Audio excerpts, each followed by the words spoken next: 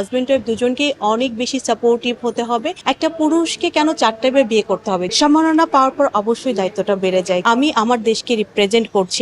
আমার মনে হয় কি যে সব সময় হচ্ছে একটা বিশ্বাসের জায়গা থাকতে হবে। কারণ দেখেন এই যে আমি মিডিয়াতে কাজ করছি, আজকে আমি এখানে আসছি, আমার হাজবেন্ড আমার সাথে আসেনি, বাট তার ওই ভরসার জায়গাটা আছে। এবং শুধু যে হাজবেন্ডকেই সাপোর্টিভ হতে হবে এটা না, হাজবেন্ড ওয়াইফ দুজনকে অনেক বেশি সাপোর্টিভ হতে হবে এবং সবার ওই বিশ্বাসের জায়গাটা থাকলে আমার মনে হয় যে এই যে পরকীয়া বা যে অনৈতিক কাজকর্ম আমরা দেখছি বা যে নোংরামিগুলো দেখছি এগুলো অনেকাংশে কমে যাবে। আমার মনে হয় এগুলো কোনো কথাই না। একটা পুরুষকে কেন 4টা বিয়ে করতে হবে? যদিও আমাদের ধর্মে আছে, বাট এটা কিন্তু অনেক ক্রাইটেরিয়া আছে যে কোন সিচুয়েশন একজন হচ্ছে 4টা বিয়ে করবে। কিন্তু আমার মনে হয় যে আপনি যখন একটা মানুষকে বন্ধু ভাববেন, আপনার নিজের জীবন সঙ্গী ভাববেন, তাকে সম্মান করবেন, তখন আপনার অন্য নারীর উপরে নোংরা দৃষ্টিটাই আসবে না।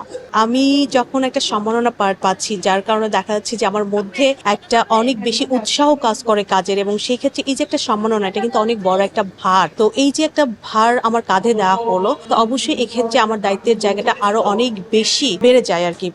আমি আসলে এই যে বললাম যে কথা বলতেই ভালোবাসি, কথার মানুষ, আর আমি তো এখন নিউজ পড়ছি, যার কারণে আমার মনে হয় যে আমি যখন হচ্ছে এই জায়গাটাতে এসে দাঁড়িয়েছি, আমার মনে হয় অন্যান্য প্ল্যাটফর্ম আর আমাকে ওভাবে টানে না। আর আমার একটা পরিচয় আছে, আমি একটা ইউকেতে আমার ইভেন্ট ম্যানেজমেন্ট ফার্ম আছে, আমি ওটার ফাউন্ডার, ডিরেক্টর, এবং এই অর্গানাইজেশনের মাধ্যমে, এটা যেহেতু ইভেন্ট ম্যানেজমেন্ট ফার্ম, এখানে দেখা যাচ্ছে যে বাংলাদেশে বা বাঙালি কমিউনিটি যে আছে লন্ডনে, তো এই বাঙালি কমিউনিটিতে আমরা অনেক বড় বড় ইভেন্ট আয়োজন করে থাকি, যেটার মাধ্যমে এখানে যারা বাংলাদেশে যারা বড় বড় আর্টিস্ট আছেন সবাইকে নিয়ে কাজ করে যাচ্ছি, আর ইনশাল্লাহ কাজ করব সবসময়। আমরা মনে করি যে একজন প্রেজেন্টার শুধুমাত্র টিভির সামনে এসে বসছে তার কাজ শেষ, এটা কিন্তু কখনোই না। একজন প্রেজেন্টার অনেক কিছু রিপ্রেজেন্ট করে, এবং সেই সাথে দেখা যাচ্ছে আমি যখন একটা নিউজ পড়ছি, আমার মন খারাপ থাক, মন ভালো থাক, আমার খুব কাছের কারো কোনো সমস্যা হোক, বাট আমাকে কিন্তু হাসি মুখেই ক্যামেরার সামনে বসতে হয়। আমি যদি বলি করোনাকালীন সময় আমার কিছু অভিজ্ঞতা,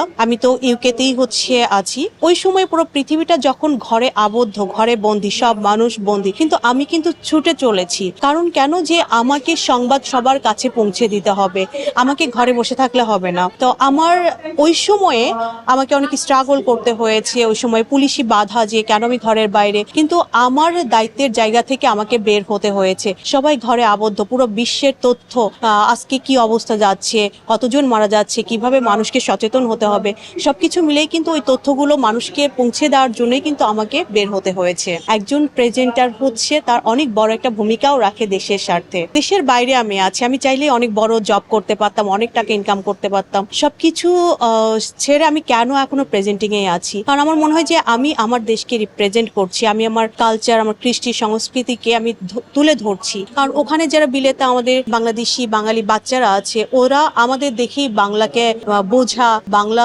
ভাষাকে হচ্ছে জানা, আকৃষ্ট হচ্ছে। তো এই জন্য আমি মনে করি যে এই জায়গাটা আমার জন্য অনেক দায়িত্বের।